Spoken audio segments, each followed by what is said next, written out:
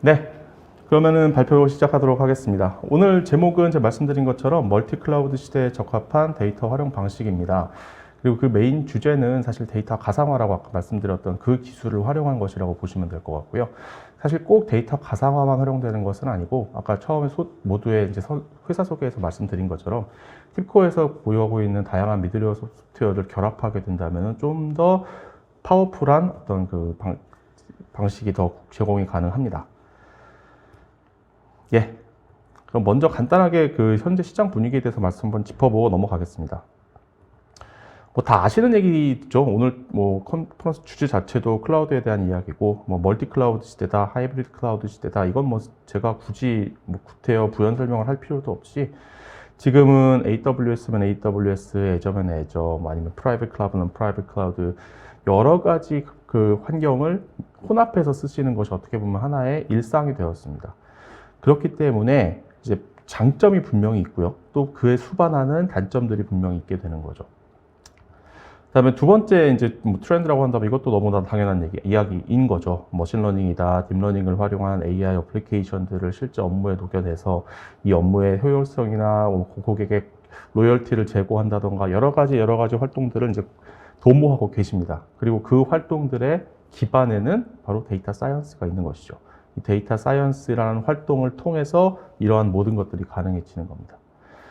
자, 그럼 멀티 클라우드와 데이터 사이언스를 융합을 해본다 생각을 해보면은 먼저 데이터 사이언스 활동에 대해서 한번 생각을 해볼 필요가 있습니다. 그리고 데이터 사이언스라는 것은 어떤 마법 같은 것이 아니고요. 사실은 우리가 오랫동안 해왔던 데이터 분석 활동을 그냥 지칭하는 겁니다. 좀 더 다른 명칭으로 지칭을 하는 것이죠. 그럼 데이터 분석, 뭐 데이터 마이닝, 데이터 사이언스 사실은 다 동일한 활동을 지칭을 하는 것인데요. 이 데이터 사이언스 활동의 기반이라고 하는 것은 왜 데이터 사이언스라고 부르는지를 한번 생각해 보시면 좋습니다. 우리가 과학을 생각을 해본다면 과학자분들이 뭘 할까요? 어떤 현상에 대해서 설명을 하기 위한 가설을 세우고요.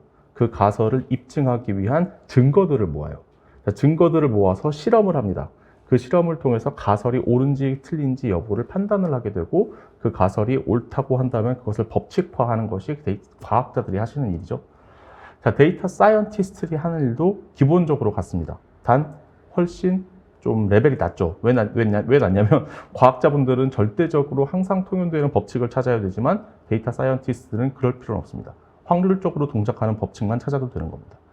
자, 어쨌든 가설을 세우고 그 가설을 입증하기 위한 데이터를 모으고 그 데이터가 가설을 입증하는지 여부를 테스트를 해보고 그 테스트에 따라서 내 가설이 실제로 솔루션으로 이어지는지 안 이어지는지 과정을 계속해서 반복적으로 지금 왼쪽에 보이시는 것처럼 반복적으로 그 사이클을 돌게 돼 있어요.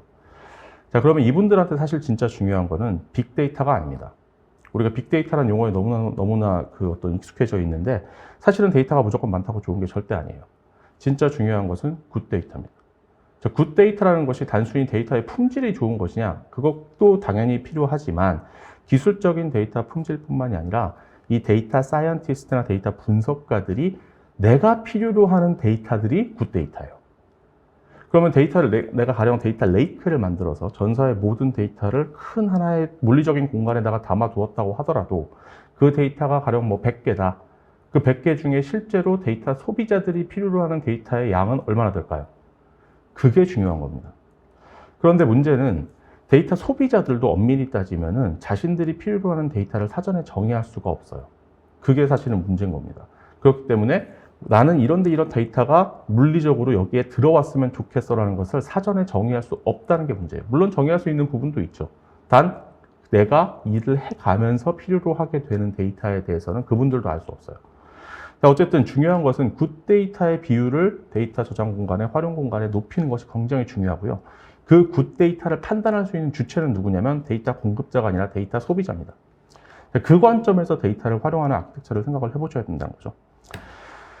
자, 이게 보시면 무슨 이야기를 말씀을 드리고 있는 거냐면 그 굿데이터를 확보하는 데 들어가는 시간과 노력의 비율인 거죠.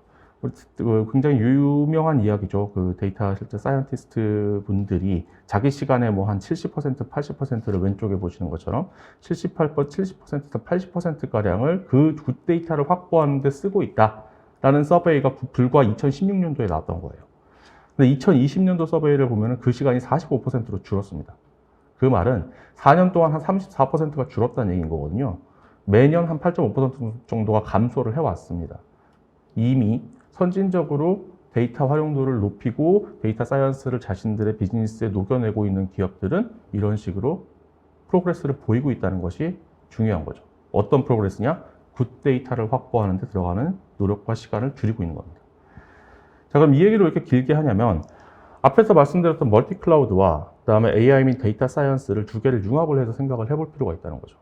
자, 멀티 클라우드라고 하는 것은 기본적으로 우리가 데이터를 발생시키는 원천이나 데이터가 저장되어 있는 공간들이 분산되어 있다는 뜻이에요. 그게 일부는 AWS에 가 있을 수도 있고, 일부는 애저에 가 있을 수도 있고, 일부는 뭐 온프레미스에 가 있을 수도 있고, 아니면 일부는 뭐 우리 온프레미스에 있는 프라이빗 클라우드에 들어갈 수도 있는 등등등등 다양하게 물리적으로 분산이 더 심해졌습니다, 과거보다.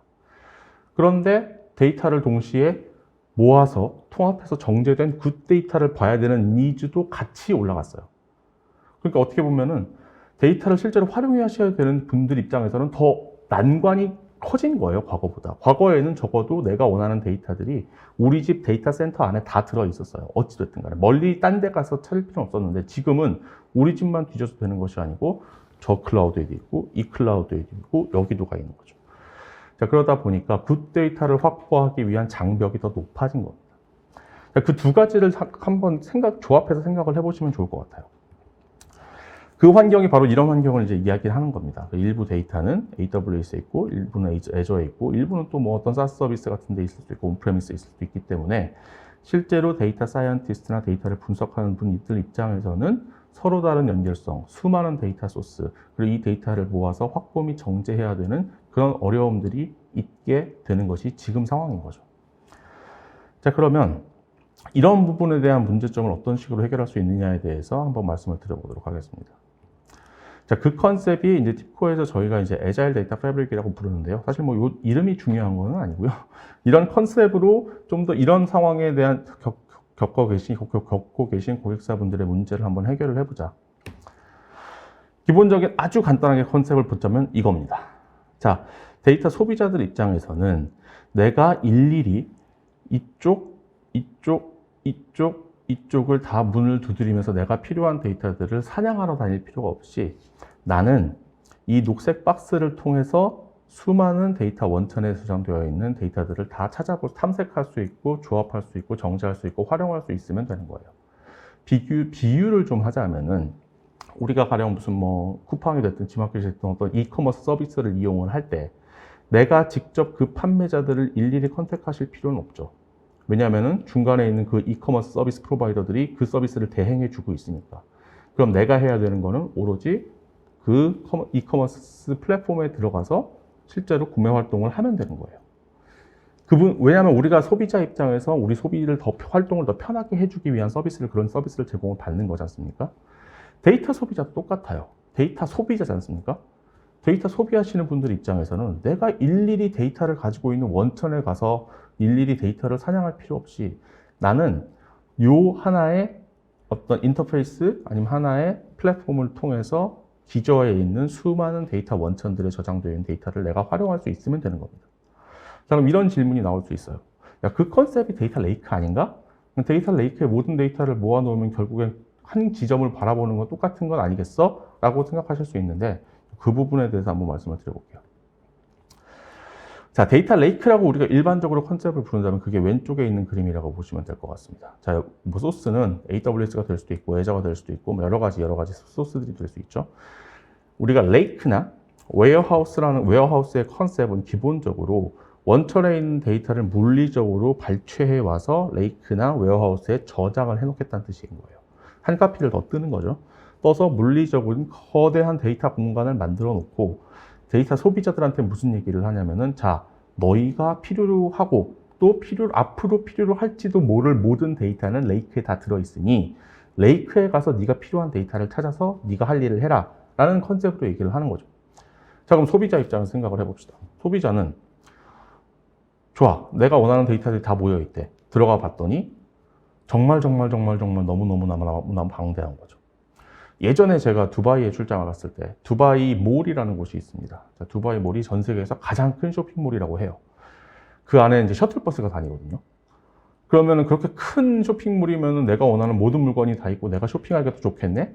저는 전혀 그렇게 느끼지 않았습니다.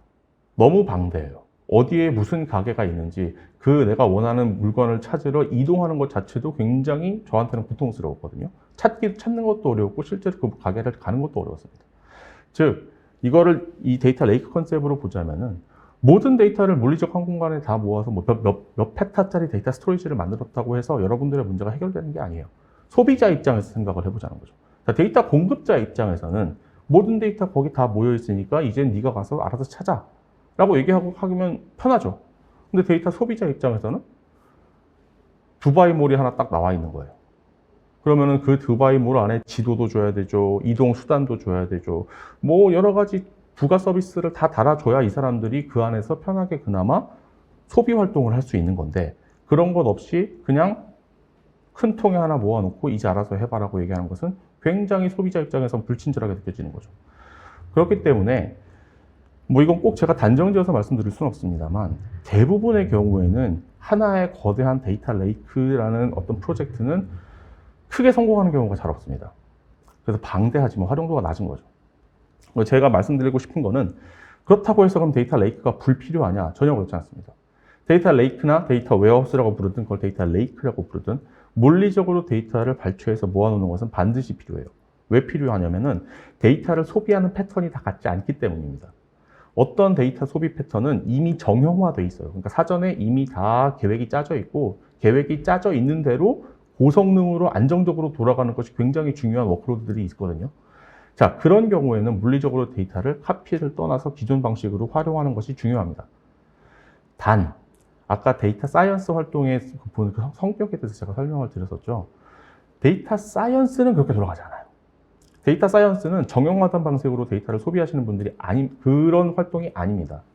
이분들은 아까 말씀드린 것처럼 내가 어떤 가설을 세우고 그 가설을 입증하기 위해서 데이터를 모으고 탐색하고 정제하고 변환하고 활용하고 이 활동을 굉장히 애자일하게 해줘야 돼요. 그러니까 정확하게 이 활동에서는 데이터 사이언티스트 분들이 자기가 지금 어떤 데이터를 앞으로 필요로 하게 될지는 이 사람들도 모릅니다. 해봐야 아는 거예요. 그럼 해봐야 아는 것을 위해서 분리적으로 데이터를 막 쪼개가지고 와서 데이터 레이크에다가 다 붓는다? 그것도 굉장히 비생산적이고 비효율적이라고 볼 수 있죠.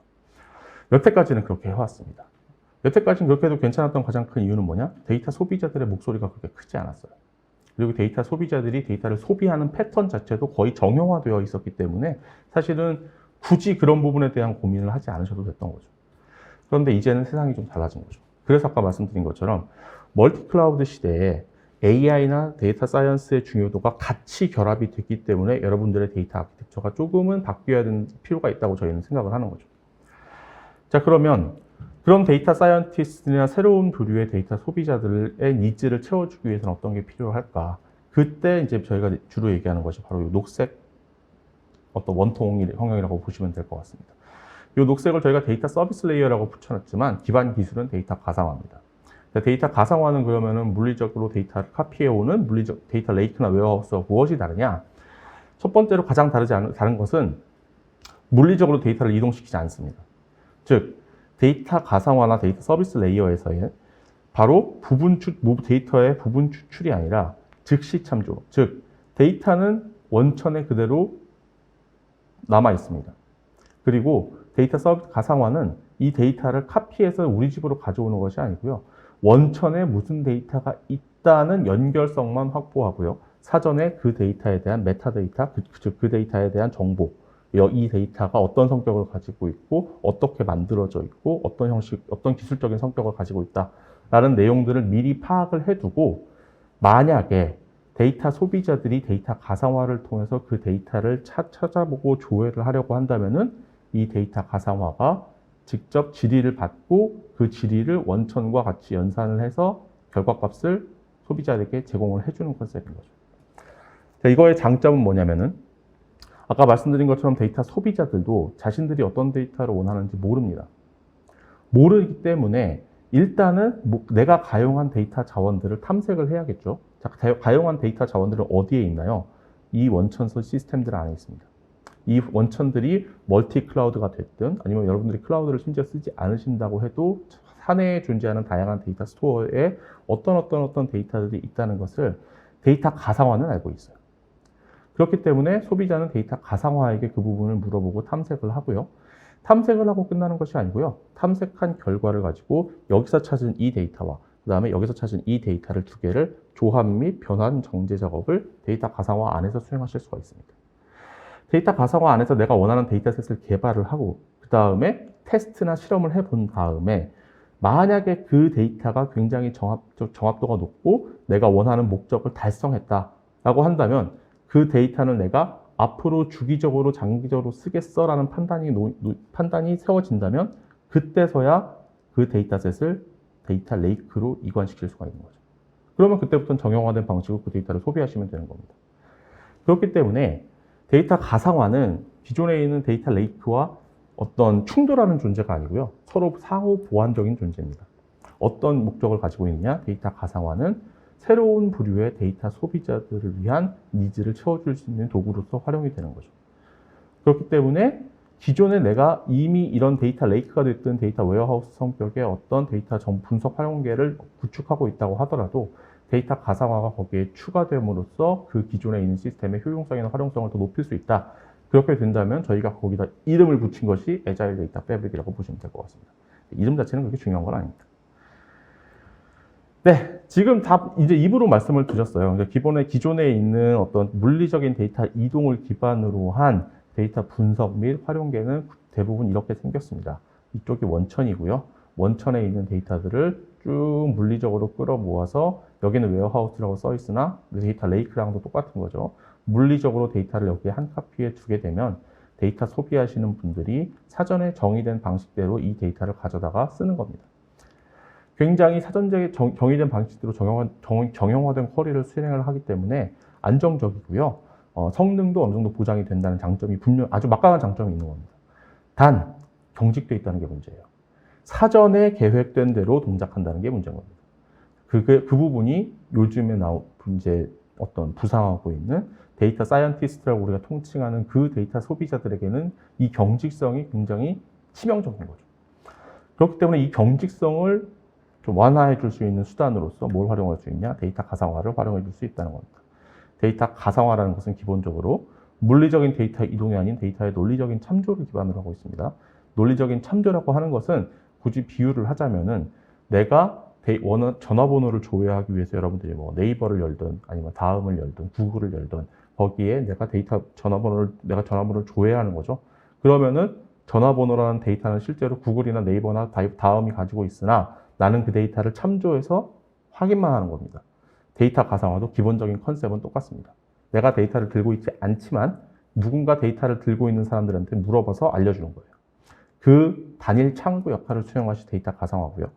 단순히 그렇게 끝나는 것이 아니고요. 데이터 워크벤치라고 하는 것은 이제 그렇게 확인된 데이터들을 가지고 A에서 있는 데이터와 B 원천에 있는 데이터들을 내가 원하는 목적에 맞게 조합하고 변환하고 정제해서 내가 원하는 데이터셋을 만드는 작업까지를 이제 포함하는 것이 데이터 가상화인데 그 두 번째, 즉 데이터를 조합하고 정제하고 변환하는 작업을 할 수 있도록 해주는 것이 데이터 워크벤치 기능이라고 보시면 될 것 같습니다.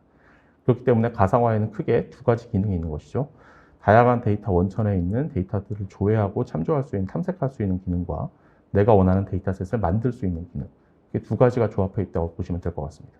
이 두 가지 기능이 기존에 있는 데이터 레이크나 웨어하우스와 조합이 돼서 정형화된 데이터 활용 방식을 선호하는 데이터 소비자들과 그 다음에 계속해서 변화하는 가설에 맞는 동적으로 데이터를 활용하고자 하는 데이터 소비자들의 니즈를 같이 만족시켜 줄 수 있는 그런 구조가 이제 저희가 말씀드리는 애자일 데이터 패브릭입니다. 네, 데이터 가상화라는 용어를 혹시 처음 들어보신 분들이 계실 수도 있어요. 근데 요즘에는 좀 많이들 찾으시더라고요. 기존과는 좀 다르게. 그래서 이거 보시면 2019년에 이제 가트너에서 나온 건데요. 데이터 가상화라는 컨셉 자체는 굉장히 오래됐습니다. 사실은. 예전에는 뭐 이종 데이터베이스 통합이다 그래서 DB 페더레이션 뭐 이런 말도 있었고요. 자, 그게 더 진화를 해서 이제는 데이터 가상화라는 용어로 불리고 있습니다. 그 가트너에서 이제 얘기한 것이 데이터 가상화를 선정하기 위해서 필요한 반드시 고려해야 될 4가지 요소 해서 뭐 이렇게 오른쪽에 1, 2, 3, 4번을 달아놨는데요. 뭐 다 그 내용을 중요하다기보다는 검색해 보시면 금방 찾아보실 수 있고요. 각각의 맥락에 맞게 한번 저희 데이터 가상화 솔루션에 대해서 말씀을 좀 드려보려고 하는 겁니다. 네. 데이터 가상화라는 것은 아까 말씀드린 것처럼 논리적인 참조를 기반으로 동작한다고 말씀을 드렸어요. 논리적인 참조라는 것의 장점은 내가 원할 때 설정하고 원하지 않을 때 끊으면 되는 겁니다. 똑같습니다. 자, 원천의 데이터들이 수도 없이 많이 저장이 되어 있죠. 그 데이터들이 다양한 복수계의 클라우드 환경에 저장되어 있을 수도 있고, 아니면 우리 집안에 있는 어플리케이션에 데이터 스토어 안에 저장이 되어 있을 수도 있는 거죠. 자, 여기에 물리적으로 존재하는 데이터들을 오른쪽에 있는 데이터 소비자들이 궁극적으로 활용할 수 있게 해줘야 돼요. 근데 문제는 이 소비자들이 예전에는 내가 어떻게 소비해야 될지 사전에 정의를 해놨지만 지금은 데이터 사이언티스트라는 분들은 그걸 사전에 정의할 수가 없다는 거죠. 그렇기 때문에 데이터 가상화가 필요한 겁니다. 그 말은 이미 원천에 있는 데이터들과의 연결을 맺어 놓은 겁니다. 논리적인 연결을 맺어 놓고 이 논리적인 연결을 기반으로 이 안에서 정제 및 변환 작업을 하고 필요한 데이터들끼리 조합을 한 다음에 이 조합된 결과를 데이터 사이언스에 기본적으로 활용을 할 수가 있는 거죠. 그런데 만약에 내가 원하는 데이터가 달라졌다. 새로운 데이터셋을 더 추가를 해서 이 데이터를 변환하고 싶다고 한다면은 데이터 가상화 안에서 바로 하실 수가 있어요. 정말로 마우스 액션 하나만으로 할 수가 있습니다. 그렇게 된다면 내가 기존에 쓰던 데이터셋에 새로운 맥락을 더 부여할 수가 있게 되는 거죠. 이걸 자꾸 이제 클라우드하고 자꾸 접점을 이제 약간 좀 멀어지고 있는데 그 이 이야기 자체는 만약에 이 데이터 가상화라는 것이 없이 해본다고 생각을 해보세요. 내가 새롭게 추가하고자 하는 맥락이 이 데이터는 야, 내가 AWS에 있는 걸 쓰고 있었는데 이 데이터는 애저에 있네? 라고 한다면 다시 커넥션 맺고 만약에 그 데이터가 레이크나 웨어하우스에 적재되어 있지 않다면은 애저에서 무슨 데이터를 가져다가 웨어하우스나 마트에 적재를 해주세요 하는 그 지난한 과정을 다시 한번 겪으셔야 돼요. 그런 것 없이 데이터 가상화에서는 말 그대로 논리적인 연결만으로 바로 여러분들이 그 작업을 누군가한테 의지하지 않고 셀프 서비스로 수행할 수 있다는 것이 가장 큰 장점인 겁니다. 자, 그런 부분에 있어서는 데이터 아키텍처가 훨씬 유연해지고 민첩해진다 라고 보시면 될 것 같고요. 자, 이건 넘어가고요. 네. 자, 그 다음에는 아까 이제 요거는 아까 앞에 보여드렸던 슬라이드랑 똑같은 거죠. 소비자 입장에서는 내가 굳이 분산되어 있는 데이터 환경에 일일이 문을 두드리지 않아도 나는 데이터 가상화 아니면 데이터 서비스 레이어라는 그 하나의 어떤 서비스만을 이용해서 뒷단의 기저에 존재하는 복잡한 데이터 원천의 복잡성을 나는 잊고 싶다. 그런 식으로 구현하는 것이 가능합니다.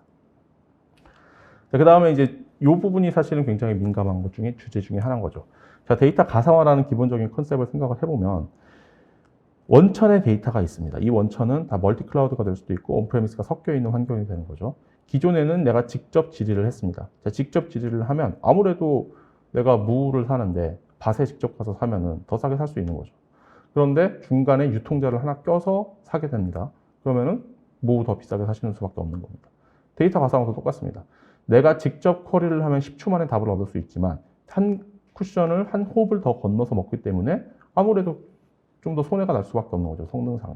그러면 성능이 더 느려지니까 이건 못 쓰는 거 아니냐 이렇게 말씀을 하실 수 있는데 그렇게 따진다면은 여러분들이 쓰는 모든 도매업자, 소매업자도 불필요한 거나 똑같은 거죠. 도매업자, 소매업자가 왜 있나요? 여러분들이 직접 밭에 가서 무 선물로 거래하고 그렇게 하는 수고를 덜기 위해서 그 서비스를 이용을 하시는 거잖아요. 데이터 가상화도 마찬가지입니다. 데이터 소비자 입장에서 생각을 해보자는 거죠. 데이터 소비자 입장에서는 내가 원하는 데이터를 최대한 셀프 서비스로 쉽고 빠르게 확보하는 것이 더 중요하지. 내가 질의를 던졌을 때 뭐 5초가 나올 게 7초가 나온다고 해서 이걸 쓰네 못 쓰네 이렇게 얘기하지는 않을 거라는 겁니다.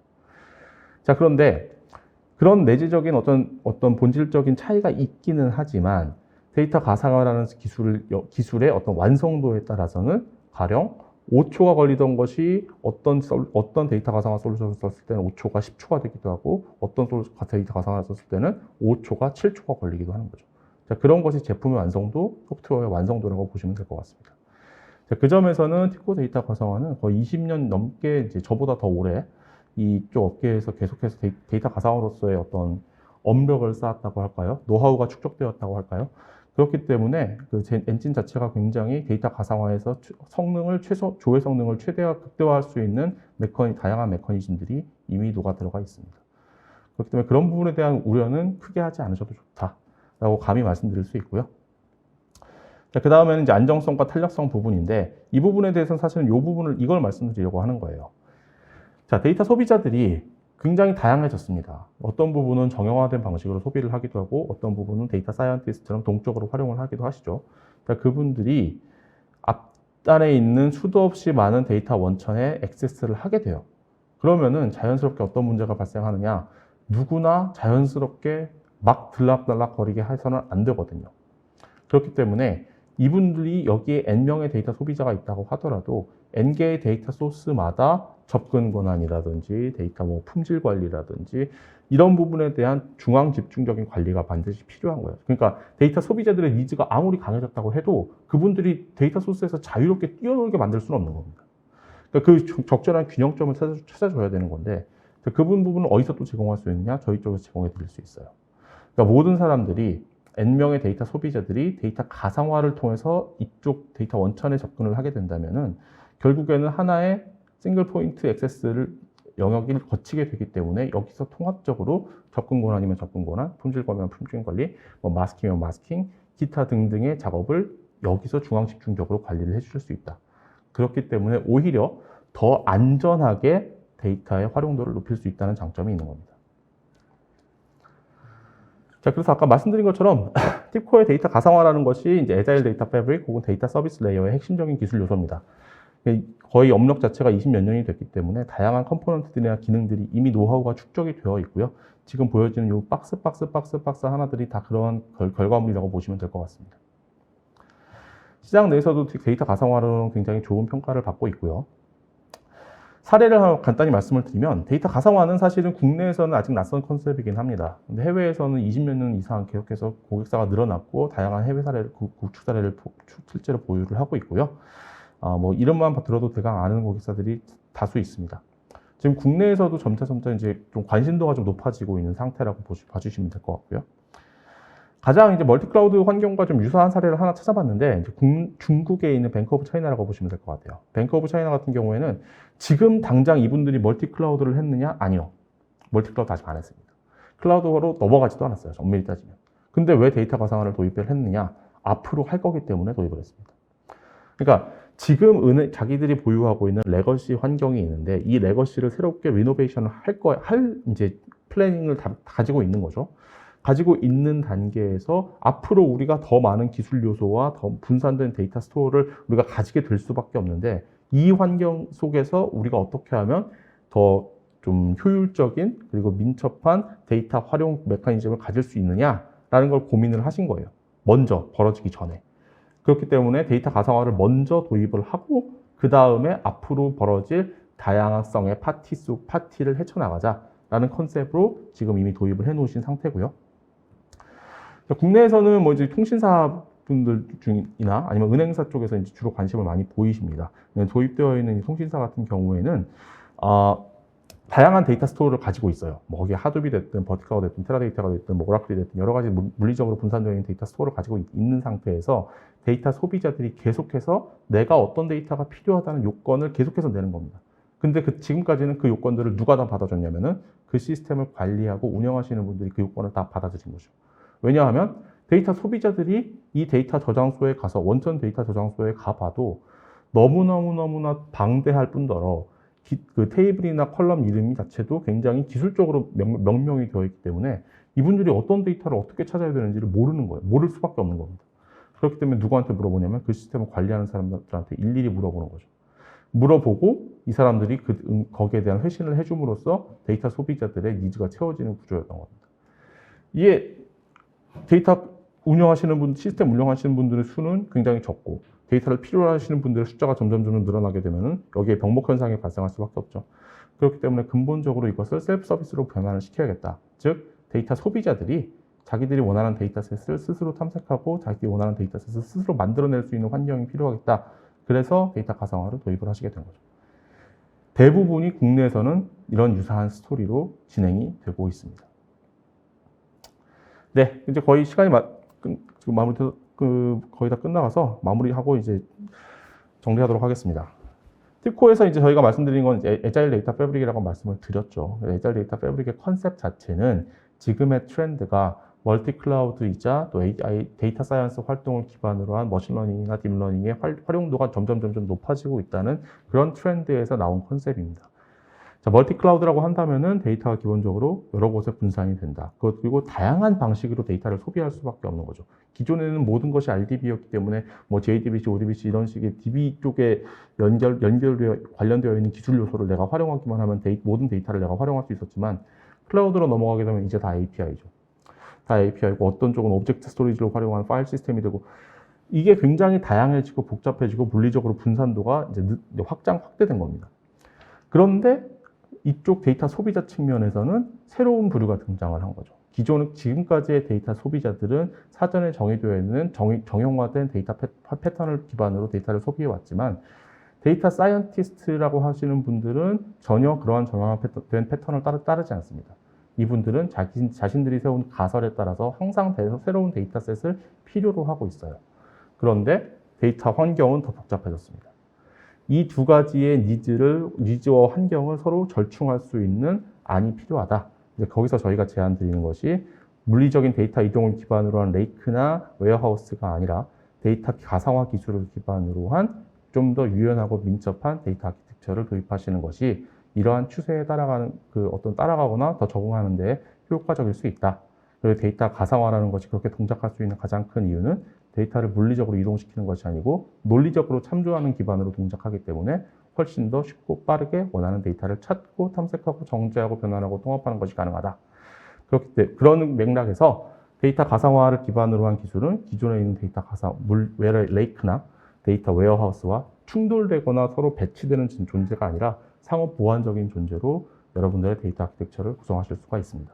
그런 부분이 이제 멀티 클라우드나 AI라는 트렌드에 더 맞는 좀 더 유연하고 민첩한 데이터 아키텍처가 될 수 있지 않나. 저희는 그렇게 생각합니다. 네, 이상이고요. 더 궁금하신 내용이 있으시면 저희 쪽에 뭐 담당 영업이라든지 마케팅 채널이나 여러 가지 채널을 통해서 저희 쪽에 연락을 주시면 저희가 또 자세한 내용 전달 드리도록 하겠습니다. 경청해 주셔서 대단히 감사합니다.